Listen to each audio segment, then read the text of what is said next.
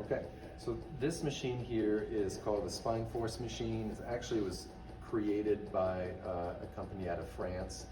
And it's an amazing machine because what it specifically does is it helps to strengthen the core, but it strengthens it in a way that is not temporary. Like most workouts that you do, you know, the muscle gain you get is days, right? Four or 5 days, and then it starts going down. You have to keep maintaining. This actually works on a part of the brain called the cerebellum that's involved in strengthening and stabilizing your core. And the studies that they found is that when people do these kinds of exercises, you can do a certain amount of sessions, and I believe it is somewhere between 12 and 25 sessions, and then you do nothing for a year.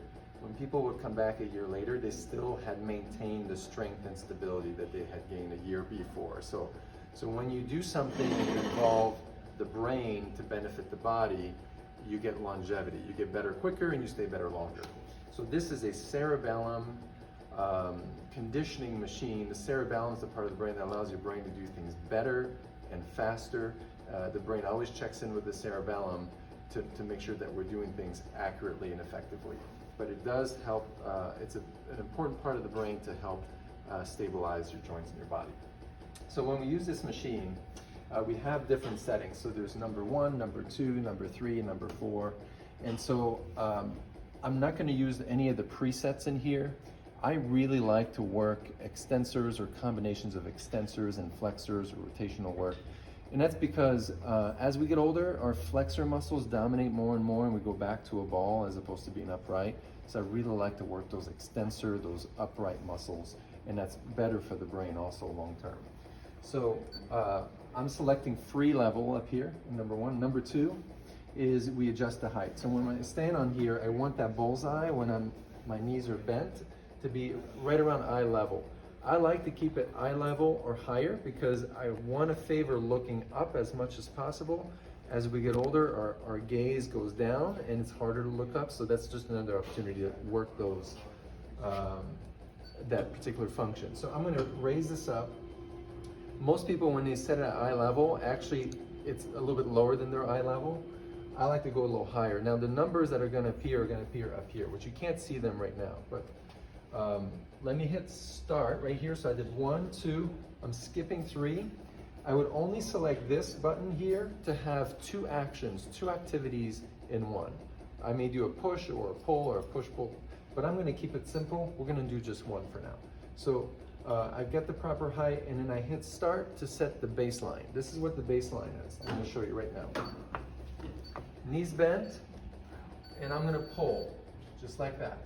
I'm going to try to keep those numbers around the same up here. Okay, 8 and 8. This is the baseline right here. Baseline is the number that I got on this first shot, and I want to reproduce that. I want to keep throughout this exercise for 12 reps here. I could do more reps if I wanted to. I could increase that or decrease that, but I'm going to do 12 reps. For 12 reps, I want to keep it on 8, not higher, not lower. So that's where it gets hard. 2 other things that are going to happen. This platform is going to start moving, and this column is going to move up and down. So it's double the difficulty, okay? But I got to keep it on 8. That's how it goes. So I'm going to hit start. Good posture like this, shoulders back, and I'm going to pull back, and I'm going to try to hold it on that number 8.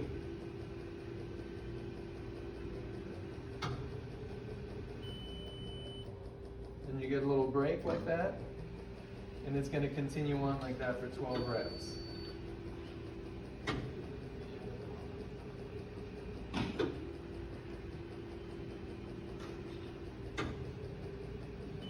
Okay, and we can pause it anytime. If we pause it like this, this is going to keep moving, and if we stop it, then it stops early.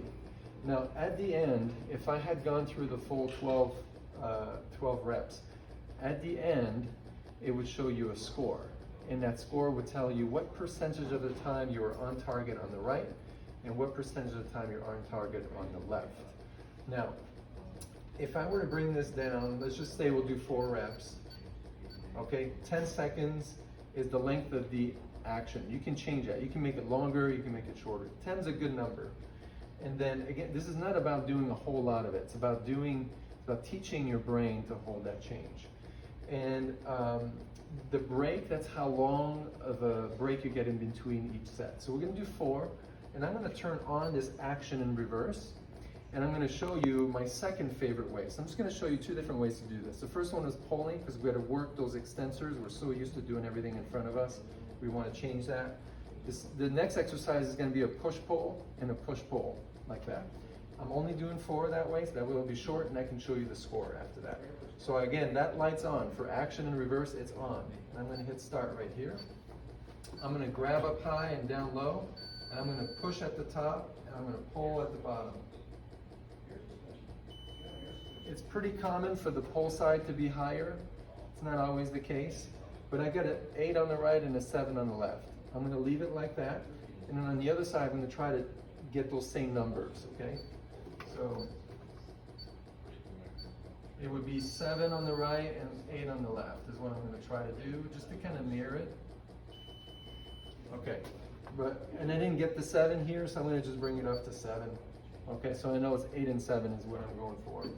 So as this starts, I get in position, the first position, and I'm going to push pull, so I got to get an 8 on the left and a 7 on the right.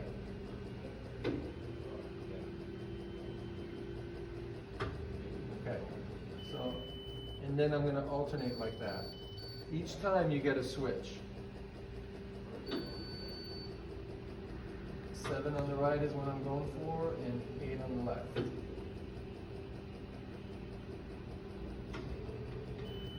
It's a pretty tough exercise. I'm going to do 2 more reps, and then I'll show you the scores.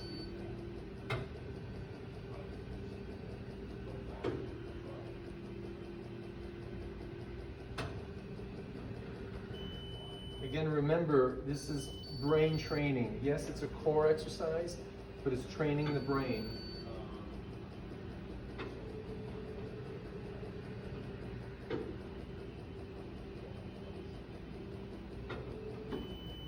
Very good. Come on in close and let me show you what the score, so it gives you an idea of where you are. So on the right, I've got 100%. On the action, that's the very first exercise I did, and I got 94 on the left. That's actually really good. I didn't think I did this well. But the second one, and I could tell the difference. On the second one, I was not as accurate, and that's where I got 87 and 88. When you do this for the first time, you'll probably have really low numbers, and that's because there's a lot of coordination here. It's honestly the best core training that I've ever come across in my life. And that is because exactly that. It's not just engaging your core, it's involving the part of your brain that is in charge for keeping your core strong and stable, and you're rewiring the way your brain is working. Okay, so thank you for listening, and now you get an idea of how this works.